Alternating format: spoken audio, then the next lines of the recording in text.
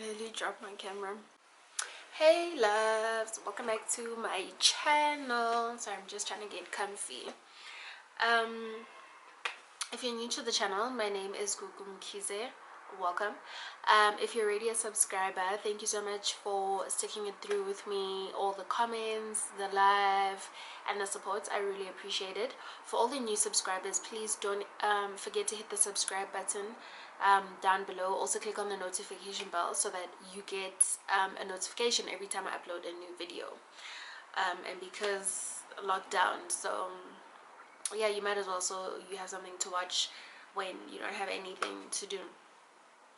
So yeah, today's video is like a video that I've been asked this question a million times by males, females, younger people, people that are older than me, and just like everybody in general has asked me this question. So I thought, okay, now that I have the time, I might as well do sort of like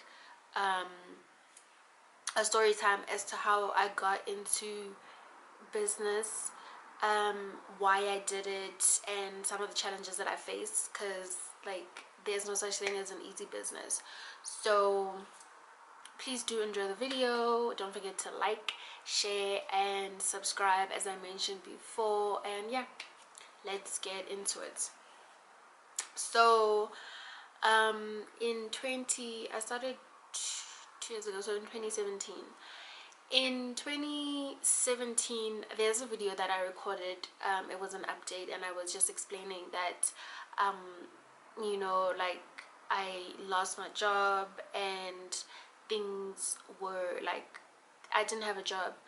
So I thought to myself, you know what, I don't have a job and I'm staying at this apartment because I was staying in Sunning Hill.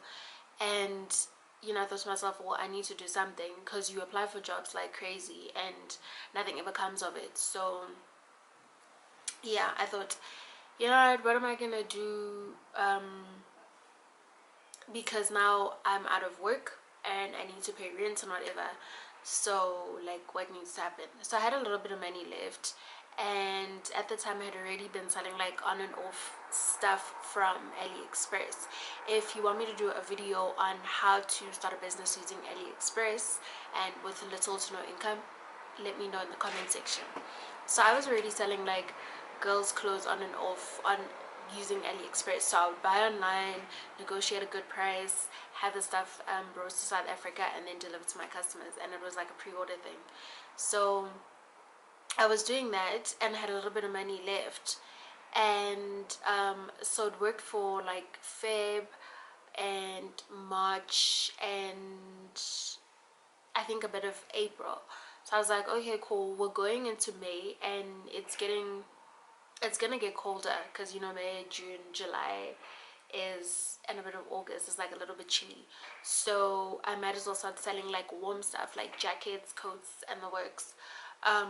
So then I didn't do pre-orders that time, because normally I did pre-orders. So I thought, you know what, if I have this stuff readily available, I'll be able to get like money there and then. Like when somebody orders, I know I get the money there and then. It's not like a 50% thing.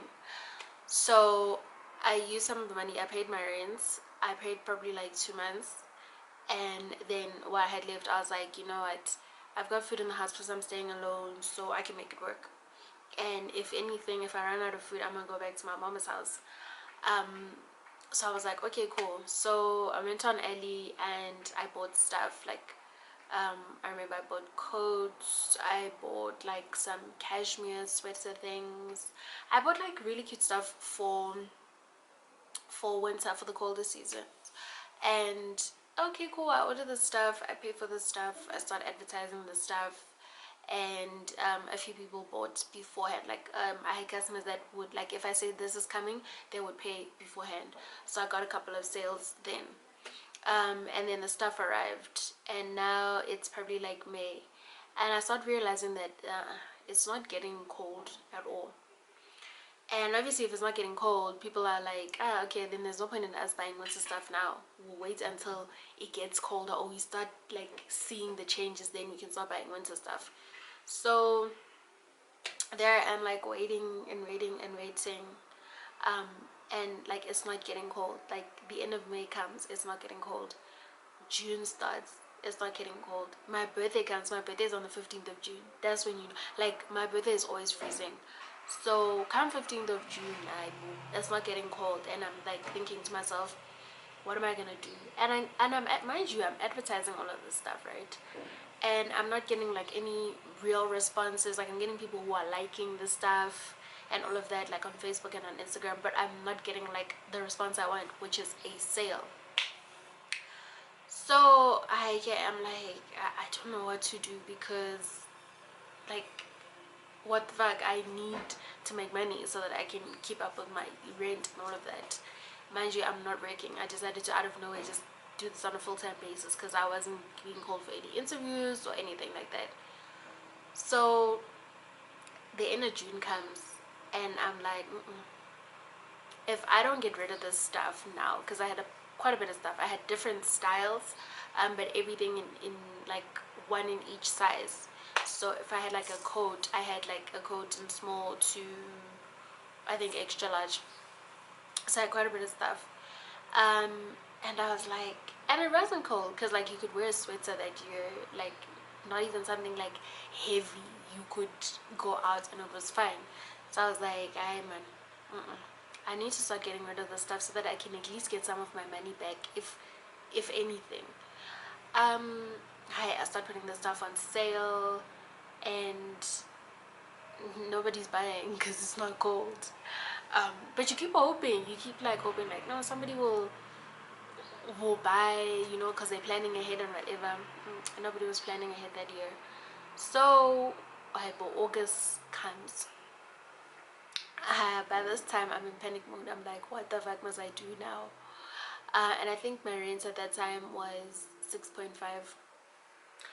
and the electricity was like, it wasn't like prepaid, it was billed at the end of the month along with the water.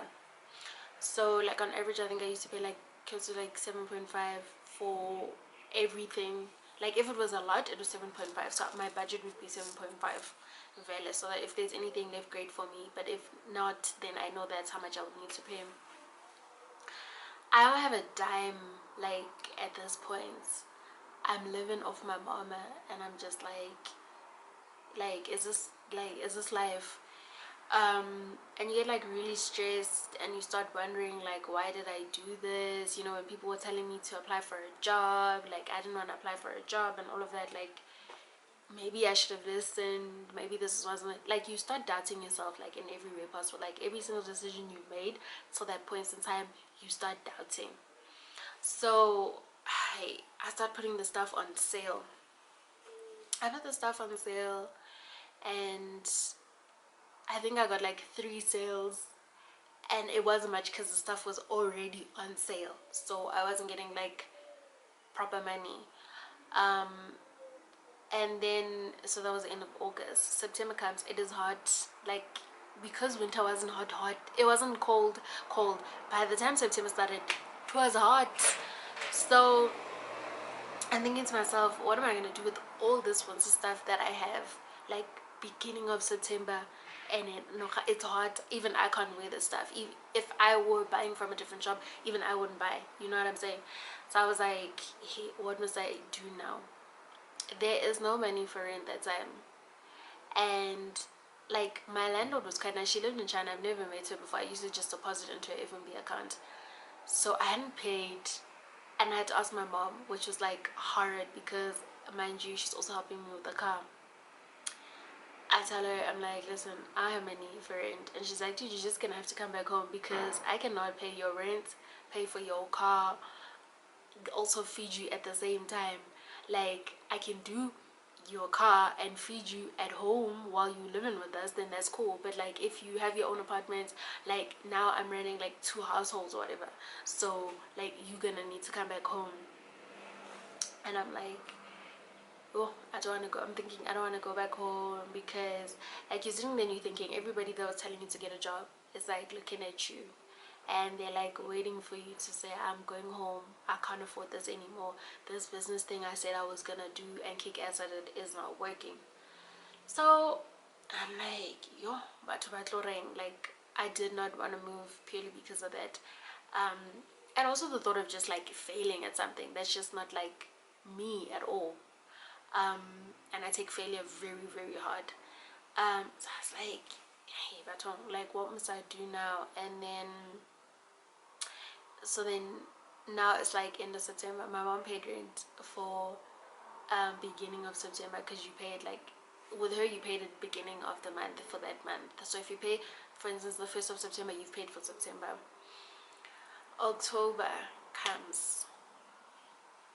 October comes, and that's when my lease is ending. So October comes, and my mom is like, dude, you will under no circumstances renew your lease because you don't have money for your lease, and I'm telling you that I'm not gonna pay for like a whole year of you just staying in Sunning Hill. You know, come back home, get your ass home. So I thought to myself, you know what, I don't have a choice. Mind you, those winter things, I still like had them at the time. They were going nowhere. It was hot at that time, so I was like, listen, I'm out of money. I'm literally living off my mom. Like, I'm chowing her now because she's paying like my rents and my car and all of that stuff. So let me just like go home. So I remember I sent an email to like my landlady, and I was like, you know, it's like I don't work anymore. I don't have any issues with your place. I had a good time staying here. I mean, you never had any issues ever. But I'm gonna have to move because I don't work anymore. I won't be able to pay you. So I don't want us to get into like this thing and I'm staying at your place knowing very well that I can't pay. So I want to end the lease. And she's like, okay, cool, it's fine. At the end of October, then you can leave. And then I'll give you your deposit back. And I was like, okay, cool. So now I was like, how are we gonna do the deposit thing? Because you don't even live in South Africa, you live in China, so how are you gonna inspect and all of that? She's like, no, I have a tenant like that's been staying at one of my places for years, so I'll just ask her to do it for me. So I was like, okay, cool, no problem. And the end of October comes, and this lady comes, her other tenant comes and inspects the place, and she wasn't funny or anything. She came and she viewed the place, and she told the lady that no, the place looks fine, like there's nothing damaged, whatever, it's fine, you can give her a deposit. So I was fortunate enough to get my deposits in full, and I think you pay a little extra, like a little more than you would rent. So I think I got something like 9,000 bucks or something, if not 8.5. I can't recall the exact amount. So I got that, and I was like, you know what, let me go home. Now I've got 8.5 in my account. What am I gonna do? I've been applying, nothing has come of it. So, and I like, yeah, my mom said I should come back home, she'll help me and stuff, but I cannot keep like continuing, like she can't keep paying for my car, do you know what I mean? So I need to do something. That's when like the real, like the real stuff, the real business and all of that came. Because when I was selling clothes, yeah, it was a business, but it wasn't like serious full-time stuff. So now I have, I'll say 8.5. Now I have 8.5, right? And my mom agrees to pay my car, for my car. And I'm like, you know what, everybody's been going to, like, I hear a lot of people going to China, buy stock, and they come back and they sell the stuff. I've been selling clothes for a while, so I think I might be able to see different things while I'm there. Do you know what I mean? So let me try see if I can go. Let me get more information and try get myself there, and at the very least see what's happening, so that I know if it's viable or if it's not viable. Okay, so then I was like, okay, I've got 8.5, and people are going, like, they buying stuff, go in China. Let me see if I can go.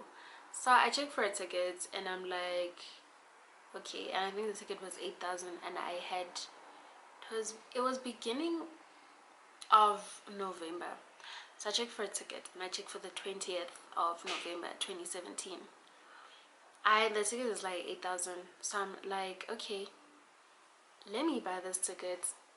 And so I buy the ticket with that 8.5 that I had. I have 500 bucks left. Alright, fine, now I have a ticket, I'll have a visa. I have a passport, no visa. So I Google, you know, where do you apply for a visa? and it says Samson, and I'm like, okay, cool, I can get to Samson. What are the requirements for a visa? Then the requirements, 3 months bank statement.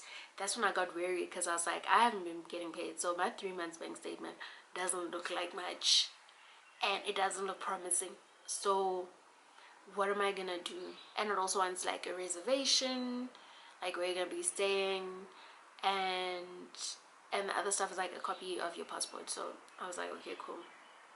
Reservation, I'm like, let me book something on bookings.com, and like something that doesn't require like your credit card, because I ain't got money to be paying for something that I haven't seen.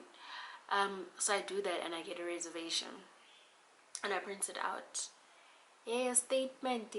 I'm like, what am I gonna do? What am I gonna do? So I have a business account. So luckily, with the business account, like with FNB, I don't know if you can do it with other banks. They have like a section that says visa application section. So I saw that, I clicked on it, and it was like, hey, business owner, Google to what, for like, yeah, this can be used as application for visa. So I printed that, and I printed my business bank statement. All right, chap. At this time, I'm like, you know what, I might just apply for this thing and get rejected, because like my business wasn't getting much in any case. So then I'm like, I'm gonna apply for it, and I told her, I'm like, I'm gonna go to China. She's like, really? Okay. You know, somebody's just like, this girl doesn't have money for China. She's like, oh, okay, sharp. Then I go one day, go Santin, and I'm like, and I apply for the visa, drop off all my stuff, and they're like, no, you pay when you come and collect. Okay, when do you collect? After 4 days. I'm like, sharp, okay, cool. Because I had the money in any case. I think at the time, I applied for a single entry visa. That year, I think it was something like 850, and I had $500. So I was like, okay, if I'm gonna pay for it when I collected sharp account, because that's like in 4 days time, let me organize like 350. All right, cool. Dropped off the stuff, they took my application in, and I left. I have $500. So I told my mom, you know, I've bought a ticket, I've applied for the visa, I literally have $500 left, and the visa is 850. I'm short of what you call this, 350. Can you please borrow me the 350 so that I can at least pay for the visa and know I've done like half of the work of getting there? She's like, okay, if you've bought a ticket, then I can see that you're serious. I'll give you the 850. Don't worry about paying me back. And then, yeah, she said I'll give you the 850. So she gave me the 850. So fine, a couple of days later, I go back, and I'm like a little bit worried, like, did I get the visa or did I not get the visa, purely because of my bank statement and the state it was in. So I go, and mind you, whether you get the visa or you don't get the visa, you need to pay, because they will not give you a passport if you don't pay. So I don't know who is banging like that. So okay, sharp.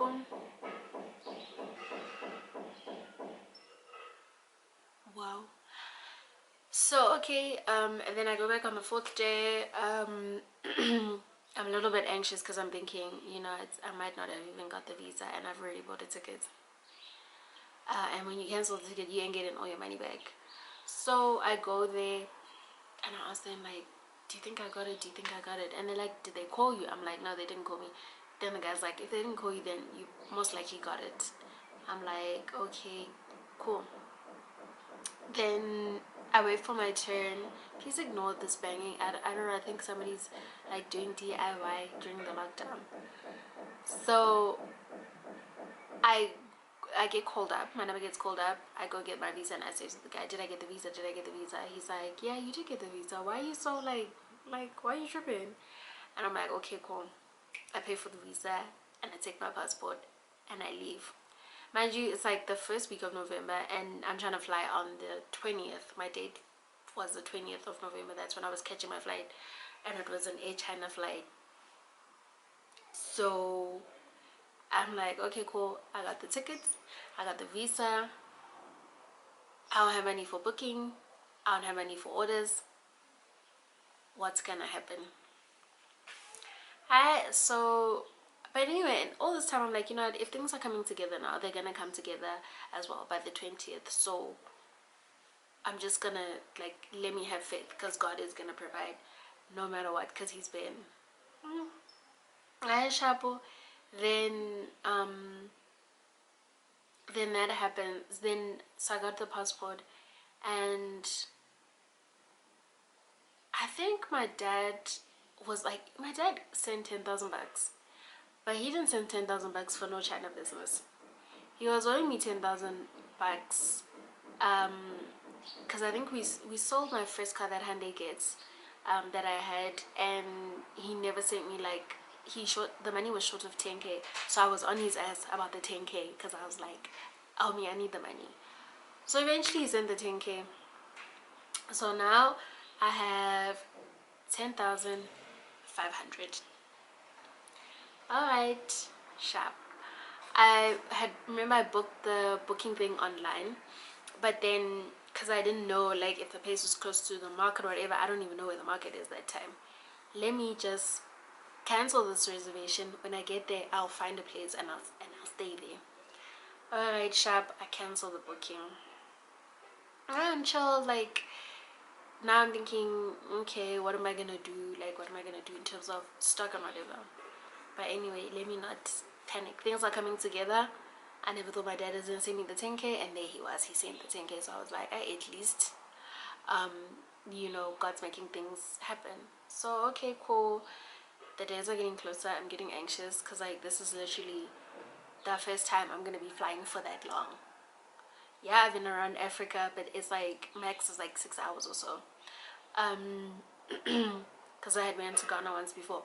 So no, I'd been to Ghana like a couple of times, and like places like Mozambique, Swaziland, and all of that. So it was just around. It wasn't like, I think that flight, the total number of hours that I was going to be traveling was like something like 19 hours, and I was using Air China. So I hadn't ever traveled for that long before, and I'm going on my own. I'm chilling. My mom starts to, like, worry, because I think in her mind she's actually thinking, okay, I knew this girl said she was gonna do this, but now it's getting closer to the time. My mom likes playing it like cool, and then come the time, or come close to the time, she starts panicking. So now she's like, hey, Janong, how are you gonna go China, because you don't know anybody there? Like, I'm having doubts.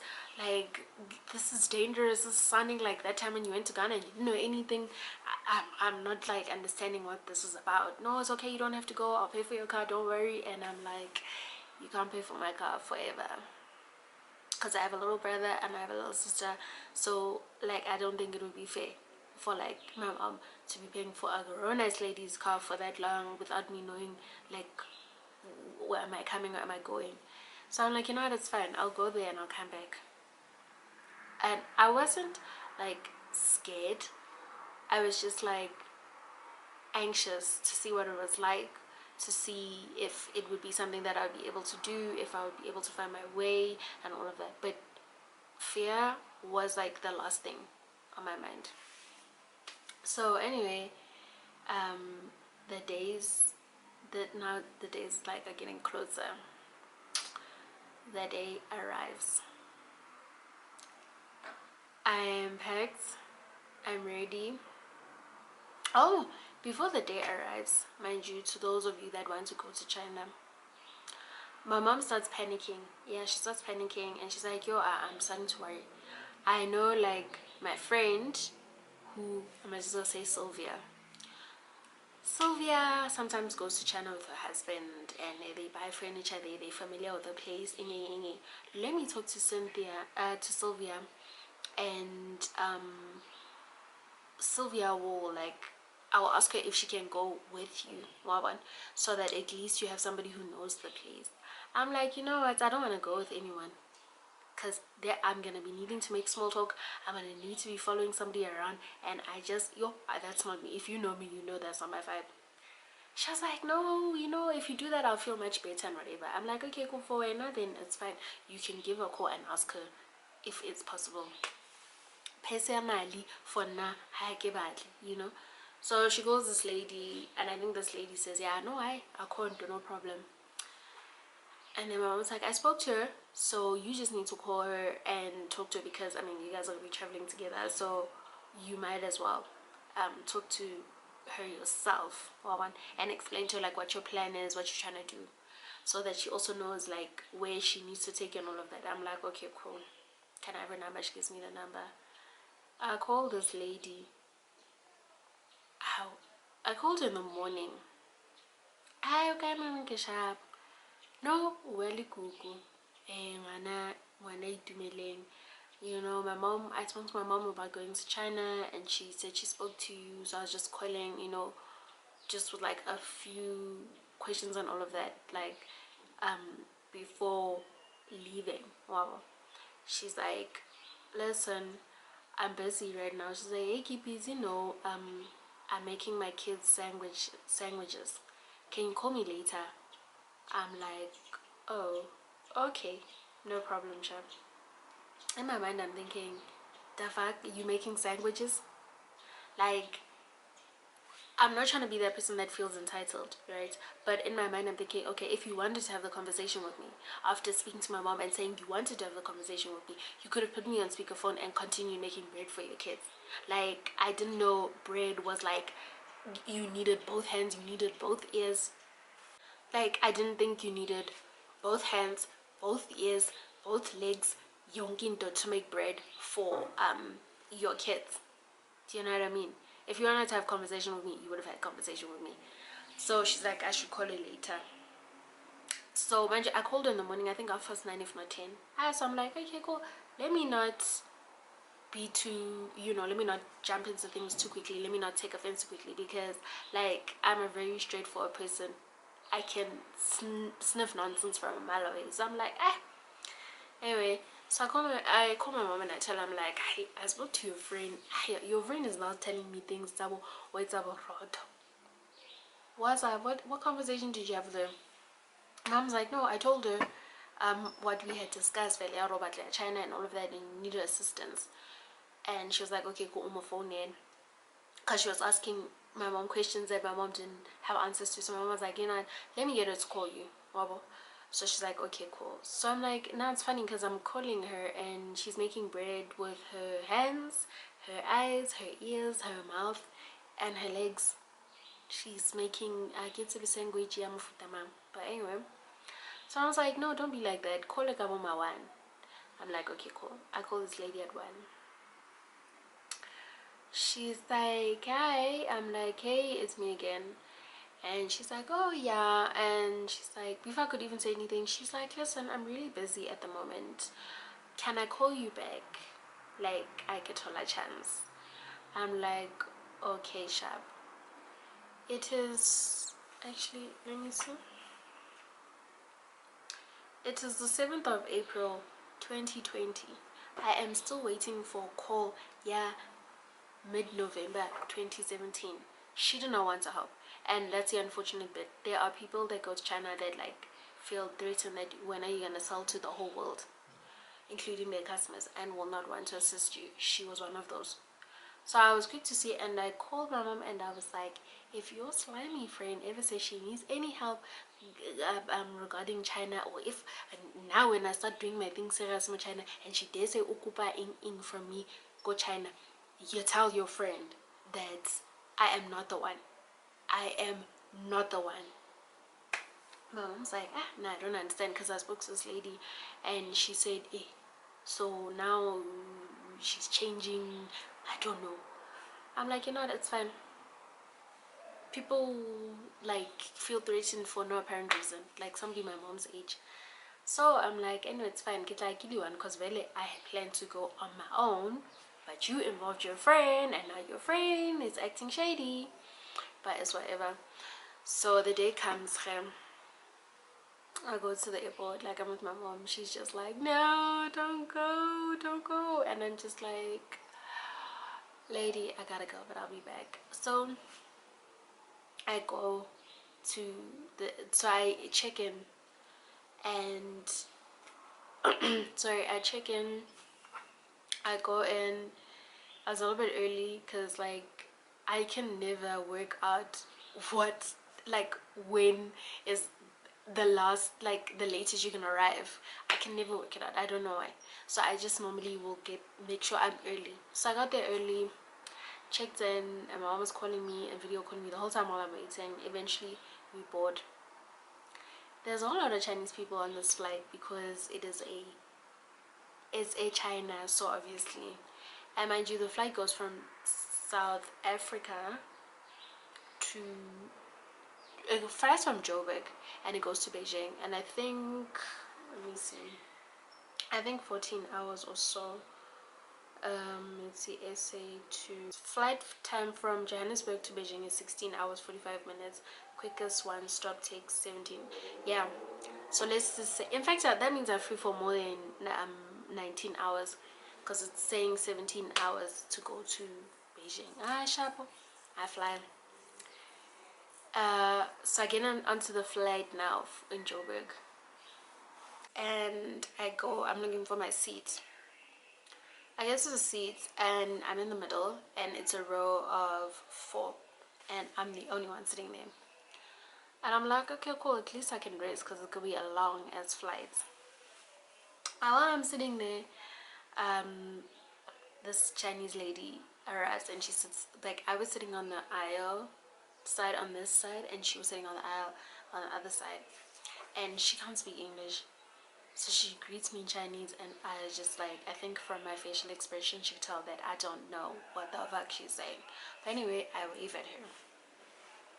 Then we were still waiting for people to board, so we're still waiting and chilling and stuff.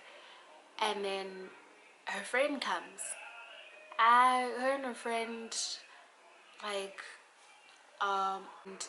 they're speaking Chinese and stuff, and then they look to me, and I'm just like, okay, what do you guys want?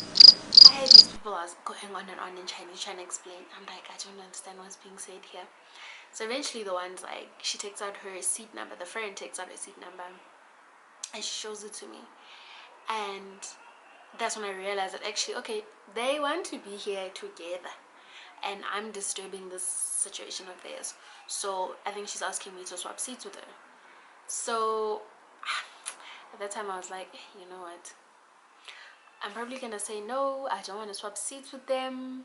They're gonna sit here and chit chat in Chinese the whole time and make a noise and annoy me because I was already very anxious. I just wanted to get there. So I was like, let me just move. Maybe she's sitting by herself or whatever. So let me just go. I take her number, like I look at the number and I see it, I'm like, okay, cool. And I'm like, fine, I'll move. So I take my bags and I go sit there. When I get there, it's an aisle seat, which is not my favorite, but anyway. And there's a lady sitting on the window. It was like, so they had to set up the 2, 4, and 2 setting. So, well, layout. So the lady was sitting by the window, and so I get there and I'm like, hi. She's like, hey, how are you? I'm like, I'm fine, thanks. And she's like, I'm perfect. So I'm like, you know what, that Chinese lady over there asked to swap seats with me. I think she wants to sit with her friend at the back because I was sitting at the back. She's like, no problem. Anyway, the flight seems empty. When it takes off, then if you want to move, you can move. I'm like, okay, cool, no worries. We sit there, and the flight takes off. She is like very chatty, right? I am not chatty, like, when flying. I just don't want to have conversation with anybody. I don't know why, but like, I'm not the one to like have conversation and small talk and whatever. Like, hell, I don't even like watching the movies on the like the on-flight entertainment. Like, I'll normally just like prepare myself and have some stuff on Netflix. I don't like having conversation at all. So she kept talking, and I was just like, okay, you know what, let me not be rude. Thank God I wasn't rude or anything like that. I just like, because she was like an ugly lady, like my mom's age. So I was like, okay, let me talk to her. So she's like, so what hotel are you gonna be staying at? I'm like, lady, I don't know, cause this is my first time going. And she's like, this is your first time going and you by yourself? I'm like, yep. She's like, so like you don't know nobody that goes to China? I'm like, no, nobody that was willing to help. So then she's like, so you just decided to fly by yourself? And I'm like, pretty much, yeah. So I'm very anxious. I just want to get there and see what's what. She's like, yeah, you won't survive because firstly, they don't speak English. Secondly, the airport is about 45 minutes away from the marketplace and all the hotels. So what you gonna do? I'm like, I have no idea. I was really gonna just figure it out when I get there. I was gonna look for somebody black and ask them like, okay, this is what I'm trying to do, and hopefully get assistance. And she was like, okay, but it's fine. Now that you're here, I'm more than willing to help you and show you around, because like we're most likely going to the same place.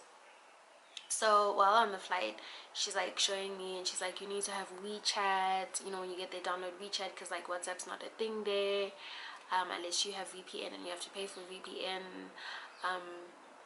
Have WeChat, have a translator, just like be prepared. And then she's like, these are some of the things that I'm selling, so we're gonna get there at 11 a.m. You can come with me and I can show you where like I get like my stuff, because I have a couple of things that I need to return because they didn't fit customers or whatever. So I'm gonna go start where I bought the stuff and return that stuff, and then move around so you can see the market in that way. So I'm like, perfect, I'd really appreciate that. Had I been selfish that day and refused to move when those two Chinese ladies were asking me if they can sit there, I don't know what would have happened. Do you know what I mean? Because I would have got there, and generally I don't panic. I really, like, I'm a calm person. I wouldn't have panicked, but like I would have been very irritated. Like by the time I figured everything out, I would have been like extremely annoyed. So yeah, so thank God I moved there and she offered to help. We eventually, okay, so we land in Beijing, right? And when we land in Beijing, they have two flights going to Guangzhou. So now the thing is, we then realize that she leaves an hour before I do, meaning she lands an hour before I do, and I leave an hour later. I don't know how they did that, but that's how it went. So she was gonna catch the flight before me, and in my mind now I'm starting to think, okay, what if this lady's like, I'm not gonna wait an hour for this girl, let me go when she gets to the destination. So eventually she leaves and she's like, I'll meet you on the other side, don't worry, you'll find me there. In my mind I'm thinking, lady. So I think the flight was like, it was like a 2 hour, I don't really remember the times, but it was like a flight. I think it was 2 hours or so. So eventually she leaves and I'm there and I'm thinking, and I'm looking around, there's no black folk there, like at all. So I'm like, you know what, I'm just gonna leave this in God's hands, because she said she'd wait for me. I hope she waits for me. If she doesn't wait for me, then I'll have to figure it out. And then my flight, now it's my turn to fly. So I fly and I land, and when I land, I'm not seeing her, you know. I go through immigration and all of that. I go get my bag and I'm not seeing this lady. She gave me her number, but WhatsApp doesn't work there, so it's not like I can WhatsApp her. So now I'm like, hey bro, what's good? Does this lady really leave me or what? And in my mind I'm like, you know what, if she left, then it's fine. Like the thing she's told me already is a lot, like is really helpful already, so it's cool. And then I walk out the, like, you know, after you've checked in, collected, after you've gone through immigration, you've collected your bag, you've gone through customs, and then you walk out. I walk out. So now I'm on like the main side of the arrivals side. I'm walking, now I'm walking slow because I'm trying to see who I can approach to ask for help. I'm walking slow. I just hear my name, go go go go. I'm like, I'm pretty sure nobody knows me here. Probably another Google. I continue and I hear go go go go. I'm like, so I turn around. It's not this lady. You understand, at that point, like, my heart was just like, ah, you know. Yo, I'm hungry, I'm really hungry. So my heart is like feeling relieved that she's there, like, and like I was so happy. I wanted to cry, like I wanted to happy cry, like, wow, this lady didn't have to do that. She didn't have to wait for me for like close to an hour. She didn't have to do none of that stuff, but there she is, waiting for me and like really trying to help me. Do you know what I mean? Going out of her way to help me, which like you don't get a lot these days, let's be honest. So I was like, I had a little happy cry inside. But I did tell her, I was like, you know, I don't know you, but I appreciate you so much. And she's like, oh no, it's okay, you know, I have a daughter your age, and I just didn't think it would be right for me to just let you just go with the flow, because I know how difficult it is. So I was like, I really appreciate you. So then she advised me, she's like, no, withdraw some money so that you can at least catch a taxi, right? So I'm like, okay, cool. So then she was like, no, we can split the bill. Hey, I go and I withdraw. Is my card not working? I'm just like, wow. So if this lady wasn't here, I'd be shitting my pants. She's like, you know what, sometimes, did you call the bank to let them know? I was like, I told them. She's like, no, sometimes the ATMs like have like issues, so it's fine, I'll pay for the cab, let's just get to where we're going, because I'm tired and I want to start working. So I was like, okay, cool. We get there, and then she's like, no, this is the ATM I use. So then I get to the ATM and I use the ATM and I was able to take out money. So I gave her like half of the money for the cab, because I thought, you know what, you've been helping me a lot. And then she took me to this hotel and she was like, this is the hotel where I stay. I don't know if you like it. There's a couple of them all over, but this is the one where I stay. And she was like, never ever stay with nobody. Like, don't share a room with people you don't know, like, personally. I was like, okay, cool. And then she's like, yeah, you so we booked two separate rooms, and she got a room, I got a room, but we're on the same floor. She's like, okay, let's shower and then meet up, get something to eat, and then I'll show you around. And I'm like, okay, cool. We did that. We then met up for lunch, and then we went to go eat. um we ate at, like, I think it was a Pakistan, if not Indian, restaurant. So they had like your normal biryanis and things like that. So I hadn't really been exposed to all of that Chinese food that like you see. And then she showed me around.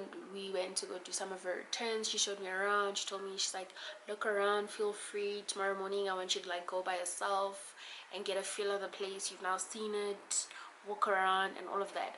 And that's how it really like started for me. That lady helped me so much, and I never ever saw her again. I lost my phone when I came back a few months later, because we were chatting. A few months later I lost my phone and I lost her contacts, like, and I never ever seen her again. Like, I honestly believe God had sent her to like guide me through, because I probably wouldn't have made it on my own. So basically that's what I did. When I got there, you see stuff and you buy what you like and all of that. And I decided, that's when I decided that I'm gonna start selling men stuff, because it would just like, I think men at the time, I thought men like were very decisive. They want this, they want that. If they want to take it, they want to take it. We can debate that now, but yeah, so that's what happened. I got some stuff, I went back, my mom helped me sell stuff, my aunt helped me sell stuff, I posted stuff on Facebook, I posted stuff on Instagram, and I got sales, and I was able to make enough sales for me to travel again the next time around. I didn't go in December. I ended up going in February, because December nobody really buys, January they close, February they open. So I went back in February, and it's been like that ever since. Like, I've been into men stuff, and I have achieved a lot since 2017. At the end of this year, 2017, no, 20th of November will be my third year having traveled to China to start the business. And like, it has been difficult. There's been great times, there's been really bad times, there's been times where there's been no income and all of that. Like, now it's because of the lockdown, it's very difficult, because I'm not classified as an essential service at all, because it's just clothing. But I mean, clothing is essential, but I get where they're coming from in terms of with that. So that's how it started, and it's been like a journey and a half, and I do hope this video like helps somebody who wants to do it but is just like too scared to do it. God always makes a plan. Like where you think you got it all figured out, listen honey, he figured it out ages ago. Thank you so much for watching my video. I hope this was helpful. If you have any other video suggestions, please do comment in the comment section below. Yeah, and tell us about your business, like how you started off your business, how it's going, and things like that. Thank you so much for watching the video. I really appreciate it. Don't forget to subscribe and follow me on Instagram. I'll leave my details right over here.